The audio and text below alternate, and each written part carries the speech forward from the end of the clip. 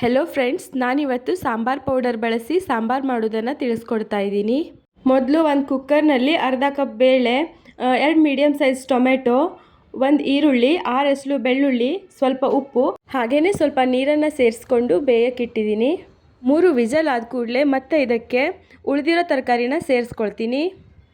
ತರಕಾರಿ ಜಾಸ್ತಿ ಬೆಂದರೆ ಚೆನ್ನಾಗಿರೋದಿಲ್ಲ ಅಂತ ನಾನು ಇದನ್ನು ನೆಕ್ಸ್ಟ್ ರೌಂಡ್ಗೆ ಹಾಕ್ಕೊಂಡಿದ್ದೀನಿ.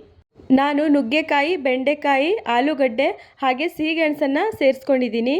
ನಿಮ್ಮ ಮನೇಲಿ ಯಾವ ತರಕಾರಿ ಇರುತ್ತೋ ಆ ತರಕಾರಿನ ನೀವು ಹಾಕ್ಕೋಬೋದು.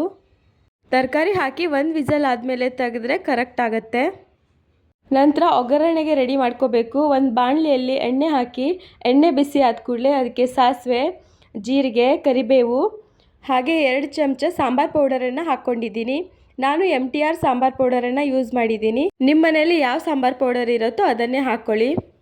ನಂತರ ಅರ್ಧ ಚಮಚದಷ್ಟು ಗರಂ ಮಸಾಲ ಹಾಕ್ಕೊಂಡಿದ್ದೀನಿ. ಹಾಗೆಯೇ ಸ್ವಲ್ಪ ಇಂಗು, 1 ಸ್ಪೂನ್ ಮೆಣಸಿನ ಪುಡಿನ ಹಾಕ್ಕೊಂಡಿದ್ದೀನಿ. ನಿಮ್ಗೆ ಎಷ್ಟು ಖಾರ ಬೇಕೋ ನೋಡ್ಕೊಂಡು ಹಾಕ್ಕೊಳ್ಳಿ. ಸ್ವಲ್ಪ ಅರಿಶಿಣ ಹಾಕಿ ಲೋ ಫ್ಲೇಮಲ್ಲಿ ಹುರ್ಕೋಬೇಕು. ಆಮೇಲೆ ಬೇಯಿಸಿರೋ ತರಕಾರಿ ಬೇಳೆನ ಸೇರಿಸ್ಕೊಂಡು ಅದಕ್ಕೆ ಬೇಕಾದಷ್ಟು ನೀರು ಹಾಕ್ಕೋಬೇಕು. ಆಮೇಲೆ ಗೋಲಿ ಗಾತ್ರದಷ್ಟು ಹುಣಸೆ ರಸನ ಹಾಕ್ಕೊಂಡಿದ್ದೀನಿ. ಹಾಗೆಯೇ ಸ್ವಲ್ಪ ಉಪ್ಪನ್ನು ಸೇರಿಸ್ಕೊಳ್ಳಿ. ಉಪ್ಪು ನಾವು ಬೇಳೆ ಬೇಯಿಸುವಾಗಲೇ ಹಾಕ್ಕೊಂಡಿರೋದ್ರಿಂದ ನೋಡ್ಕೊಂಡು ಹಾಕ್ಕೋಬೇಕಾಗತ್ತೆ.